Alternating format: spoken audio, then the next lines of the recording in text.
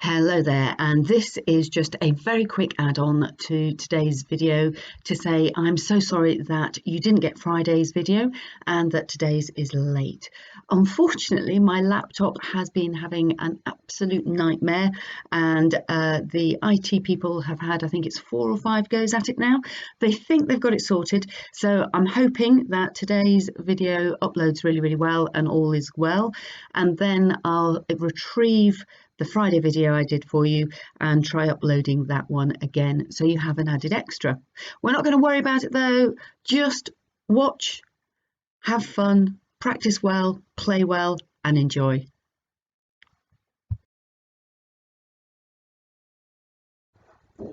Hello, and we're back for more fun and games.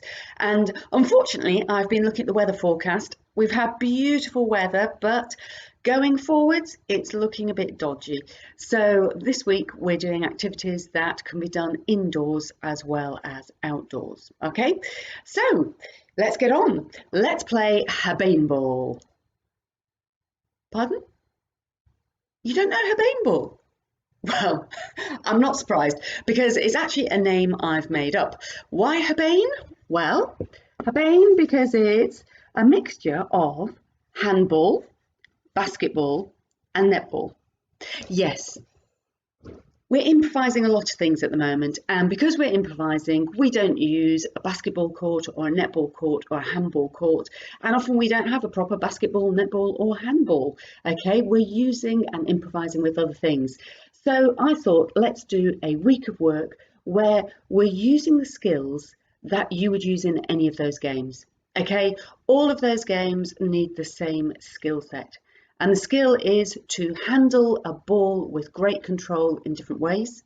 And to do that, you need to have fantastic footwork. Okay, and of course your brain needs to be organising your hands and your feet and the ball. Okay, we call that coordination, when your brain organises what your hands are doing, what your feet are doing, and then what the ball does. All right, so we're mixing it all up and we're putting it together, mashing it all up, and we've got habaneball. So first things first, we need to get warmed up.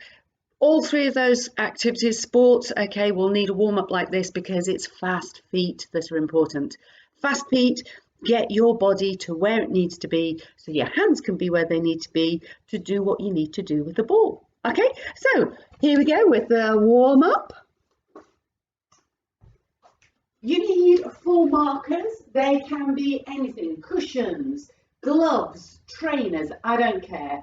Just make sure it's nothing that you can slip on, okay? Right, put your markers out in a square. They need to be 2 big paces, okay, apart in all directions. Go from the middle of the marker, okay, 2 big paces. So obviously my square is quite big because I'm quite tall. If you're a smaller person, your square will be smaller, all right? Stand in the middle. You need a timer, okay, 30 seconds. On your toes, the balls of your feet, so your heels off the ground, and all I want you to do is always face forwards, and I want you to quickly visit all those markers and touch them. Okay, just keep doing them, any order, but you must always be facing forwards. So it's a bit like a dance. I call it dance mat. Okay, you can put on some funky music and see how many markers you can manage to touch in 30 seconds. Okay, when you've done 30 seconds, have a break, just like Joe Wicks does, then do another 30 seconds. Can you touch the same number of markers? Okay, or can you even do more? Then have a break, 30 seconds, and have another go and see if you can improve your score again. Okay, pause here. Go off and have fun, and then come back when you've done that activity. See you soon.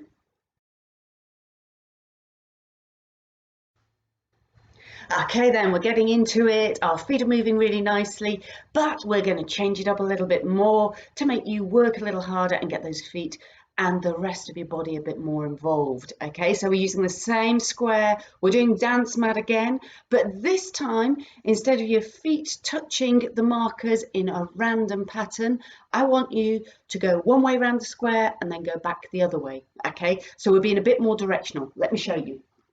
Here we go. So instead of starting in the middle, I'm starting at the back of my square and I'm going to visit each marker in turn. But can you notice I'm wanting to use the foot nearer the marker, okay? The foot that's nearest the marker, all right. When you've done just one or two like that, reverse it just to get it in your head. So I'm now going the other way around, trying to use those really fast little feet, okay? I might be just scuttling, I might be skipping a bit. When you've gone the other way, you're ready to start with your timer. And what I want to see, on the word go, you go from this one to this one to this one to this one, back to the middle here, and then you reverse it. So we're really challenging ourselves, middle, to really move with intention, okay? We're really moving with intention. We've got a pattern in our head, and we're going to stick to that pattern. Round the square one way, round the square the other way, okay? Same as before, 30 seconds, how many? Rest, 30 seconds, how many? Rest, 30 seconds, can you beat it? And then, come on back. Okay, see how you get on. Right, so your feet are really nice and warm now, and your bodies will be warm as well. Most likely your heart's pumping a little bit, which is great. So we're going to move on to warming up our hands, all right? So this activity is a bit of an experiment for you. I want you to find as many balls of different sorts that you can in your house and get them all together. So that's your prep, okay? So prep up by getting all the different sorts of balls that you can find in your house. Include things like bean bags if you've got them. If you haven't got a bean bag, why not just put some rice in a plastic bag, and you can cut off the tag, but in actual fact that is a very good alternative as well. And once you've got all of these different sorts of ball together, you're going to play Too Hot to Handle. And Too Hot to Handle is where you use a flat hand, and you can use any sort of ball, and you just need to keep it moving with a flat hand in the air. So we're controlling the ball with a flat hand and we're patting it up, all right? And you're going to experiment. You're going to use every single one of these balls, okay? Unless, thinking cap on, you think the ball isn't suitable, okay? Think hard. Is it safe? Is it sensible? Okay, I don't think a golf ball would be, would it, indoors? And even outdoors, you'd have to be careful with it, all right? You can actually do this activity with a golf ball, but I don't know whether you heard it there, hitting my ring. It's a hard ball and you'd have to be careful. If you're just doing this sort of activity on your own, that's fine, outside, but not inside, all right? And definitely not near someone else who you might hurt, all right? And if you are going to try, because it is good to try this activity with something like a golf ball, if you are going to try outside, just make sure that you're away from other people or the cat or the dog, that if the ball landed on them, it would really hurt, okay? So I want you to experiment, right? Oh, let me just turn you up. Experiment with that ball handling, okay? Too hot to handle. Can you do higher ones? Can you go side to side? I'm not grabbing, I'm not grabbing it. Okay, I'm still using quite a flat hand, but that one needs a bit of speed. But just see what you can do, all right? And how each ball feels. It's really good to experiment with different balls because it gets your body to really think about what are the different features, if you like, or characteristics of each ball. Some balls will bounce more easily, some balls will need a bit more force, some balls you'll have to be very delicate with, otherwise they'll ping off in all directions. And all of that understanding gets stuck in your brain. And it means that when a ball comes towards you, or an object comes towards you in a game or in a practice, your body has a better understanding of what might happen and what it might need to do with that ball. So that's why it's good to use a whole range of balls. So go prep up, go get everything you need, and then find your space and have a practice with each of the balls. I would recommend doing at least 50 if you can with each ball. If you're finding that a bit too challenging, go down to 20 with each of the balls, and then see which one you find easiest, okay? And just keep hold of that one. Go away and experiment, go away and practice, too hot to handle, and once you've found the ball that is best, come on back to me. See you soon.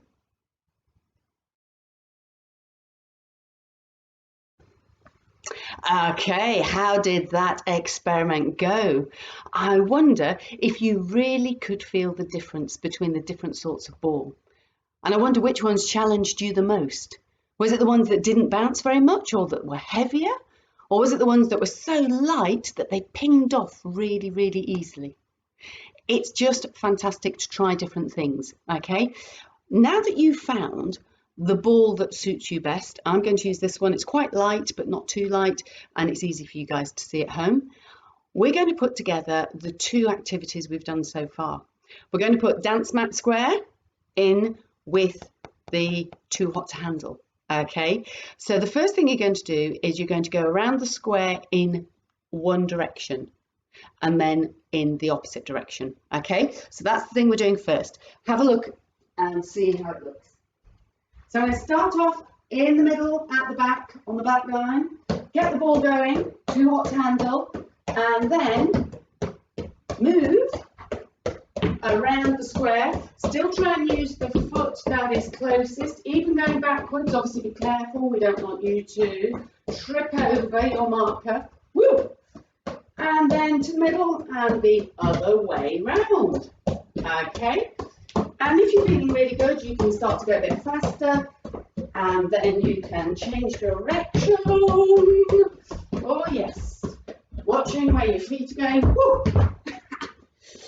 Okay, so go around one direction, then go around the other direction. And as you get more confident, the ball may be a little bit higher, or it may be moving faster as well. Mix it up until you can really move flowingly around those areas. Okay? Go practice, okay? And then when you feel that you're beginning to flow with that activity, come on back. If you're having difficulty, all right, if you're having difficulty, just come back to me. So if you're doing a few and it really is hard work, come on back to me for a quick handy hint, all right? I'll see you in a moment or two. Enjoy.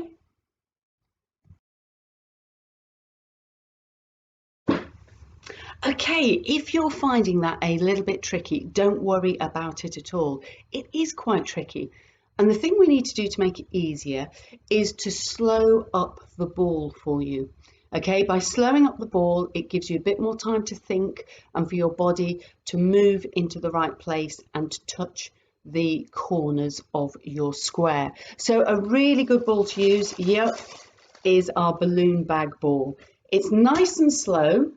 Okay, so it gives you plenty of time to move, okay?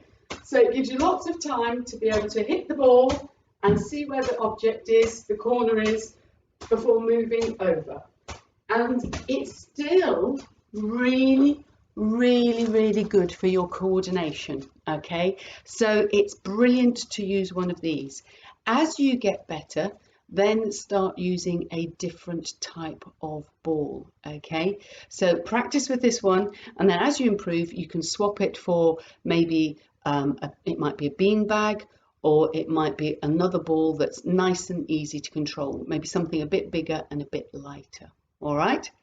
If you're with family or other members of your family who are doing this as well, take turns, give yourself a time limit, and see if you can beat each other's scores. All right, so maybe 30 seconds. How many times can you go round that square? All right, in 30 seconds or in a minute, and then you have a rest while the other person in your household has a go as well. All right, if you really want to make it competitive, so you're not hanging around as the other family member goes around the square, you at the side can be bouncing your ball, and your target can be how many bounces can you do in the same time. Okay, so one of you is going around the square counting how many times you go around the square, the other one is counting how many times you can bounce the ball. All right, and you can keep yourself really busy that way as well. Okay, so you've got lots of things there to think about. I'm going to pause. You can have a go at those activities and then come on back for the next little game. See you soon.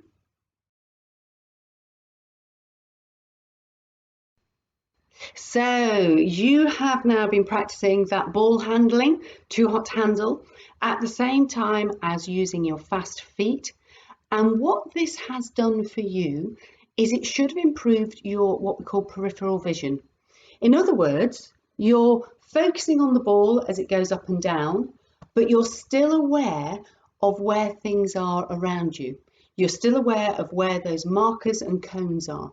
And that's called your peripheral vision. And it means what you see in the outside, your focus is in the middle, but it's what you see everywhere else. And all good sports people have great peripheral vision. All right. So they can see what is happening around them, even though they're concentrating on the ball, right? So great activities, really good fun things that actually build your skills massively. Okay, so you're having fun, but your skill level is going up, and that was your peripheral vision, as well as your hands, as well as your fast feet. So it's good, but we're going to put it all together now. I've set myself up a zigzag course with markers, okay? I'm going to need a goal. A goal could be a coat, it could be a bucket, it could be a shopping bag, which is what I'm using. I've put a bat in the bottom just to make it a bit weightier and sit on the ground a bit better, okay? If you're outside, you might want to use your washing line with a towel hanging on it, yeah? Or if you really want to challenge yourself, oh yes, do you remember on the washing line?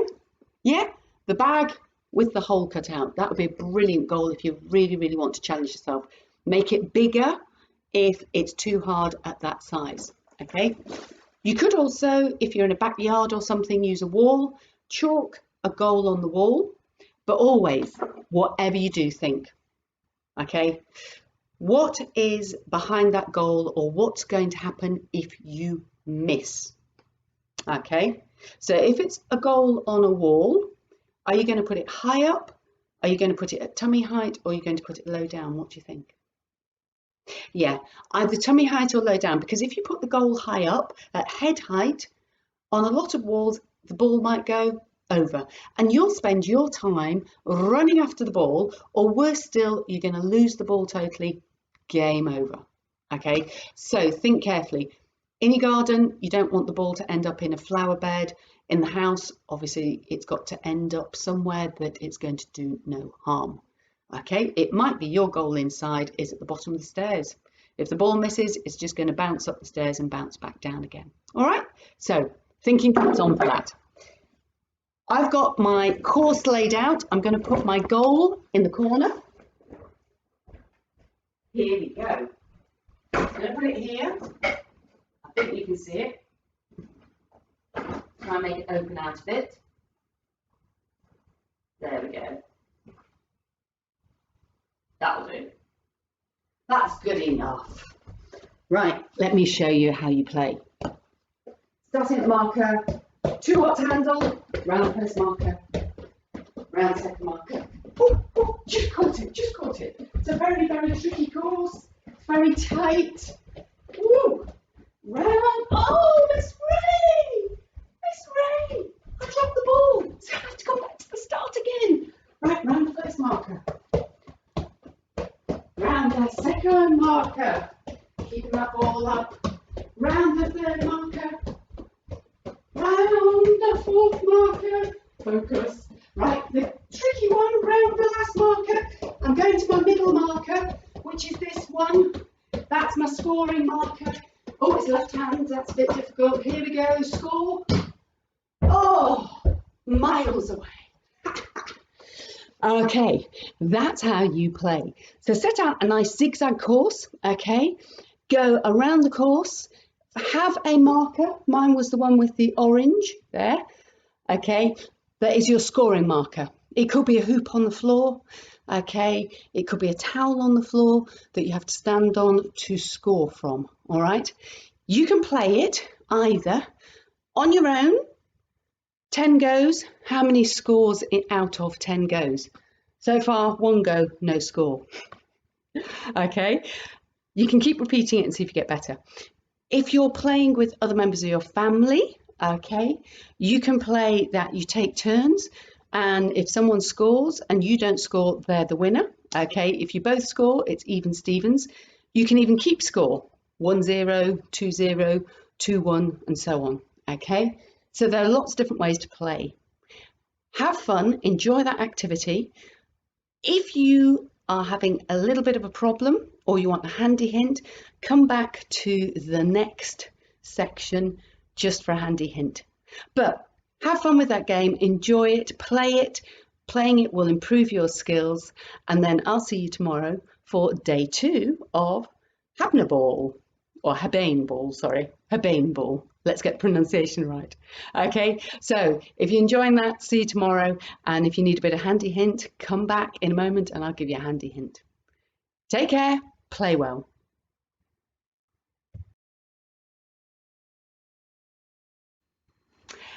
I wonder if, in actual fact, quite a lot of you will be coming back to me going, Miss Ray, it's really hard, I'm not scoring. It is hard, and the reason it's hard is because we haven't actually practiced scoring. Okay, and this is what a lot of professional athletes and sports people do. If there is something that they are doing in the game that is causing them a problem, something they can't do, or they're really messing up every time they try it, what they do is they stop the game and they practice just that section. Okay, we call it whole, part, whole. You start off with the whole thing, you find there's a problem with a part of it, you practice the part of it, and then you put it all back together again. All right, it's a really good thing to do with all sorts of things. All right, you can do it with maths problems, you can do it with English stuff, you can do it in life. Okay, you can do it with driving a car. All right, whole, part, whole. Practice the whole thing like you've just practiced the whole game. There's a part that's causing you a problem. Just practice that bit and then put it all back together again. I think most of you, the difficult bit will be the scoring because we haven't practiced that. So if that is the problem and you're doing like 10 goes and you're scoring nothing, then practice the scoring. So just literally get your target and just practice. First of all, you make it as simple as you can because you want to succeed. When we're finding something difficult, our brain needs us to repeat it successfully as many times as we can, because then the brain learns what you do to be successful. So the first thing we're going to do is just set the goal up. And for me, it's my left hand again, unfortunately, because of where the camera is and where I put the goal, so the goal's safe. But all I want you to do is just with your left hand, or with whichever hand it is, try and score a goal, okay? Just by throwing, all right? That means that your body is learning how to score just from that action, right? So it's learning how to point at the goal. Once you've done that, then put in a little throw. So we're breaking it down into little steps, okay? So then we're putting a throw and a pat. Now, did you see I didn't score? Because it's very different having the ball in your hand and controlling the whole thing. When you throw the ball in the air and the ball is coming down, you now have to judge the speed and you have to judge how your hand is going to move, how quickly and exactly where you need to hit the ball and the force. right? So this is the difficult transition. So you're just going to practice that bit, okay? So just practicing the throw and the hit. You need to do that with the same ball, okay? I changed balls just to make it quicker, okay? But you need to do it with the same ball. And you need to be able to do at least 5 on the trot, okay? 5 on the trot. If it was me, I would want 10 on the trot, because I want that to be absolutely in my memory, we call it muscle memory, so that every time I hit the ball, it goes in. And then I would add the too hot to handle. So once I can always hit the ball in perfectly, I would then once I can throw the ball in perfectly, I would then do the drop hit. Once I can do that perfectly, I would then do the too hot to handle and the score, okay? So I'd repeat it again, too hot to handle, hit, too hot to handle, hit. And I would keep practicing that until, again, I could get 5 in straight off. 1 in, 2 in, 3 in, 4 in, 5 in, all right? And really, I would want 10 because I'm a bit of a perfectionist. And once I can do that, I would then start again, doing the whole course, getting to that last bit, and doing the score. And what you'll find is that your score level will go up. If you're wanting to really push yourself, what you will do next is, instead of having just one place to score from, so if you're doing your zigzag course, too hot to handle, you're getting to your score point, and every single time, 10 times in a row, you're managing to score, then your score point needs to move. Okay, so move your score point to another place. Make it more difficult. When you can do 10 from that angle, move it to another place. When you can do 10 on the trot from that angle, then give yourself 2, 3, or 4 different places to score from, and you have to use them in turn. So zigzag, zigzag, zigzag, score from number 1. If you score, zigzag, zigzag, zigzag, zigzag, score from number 2. If you score, zigzag, zigzag, zigzag, score from number 3. If you don't score from number 3, you have to do it again, okay? Or you have to go back to the beginning, all right? And you keep doing it till you can score from all those points. This is a brilliant activity. I think it's going to really push you to up your skill levels, and I think you can have great fun with it. So enjoy it, have fun, and I'll see you tomorrow for day 2 of habaneball. Yep, a new thing. Take care and enjoy your fun.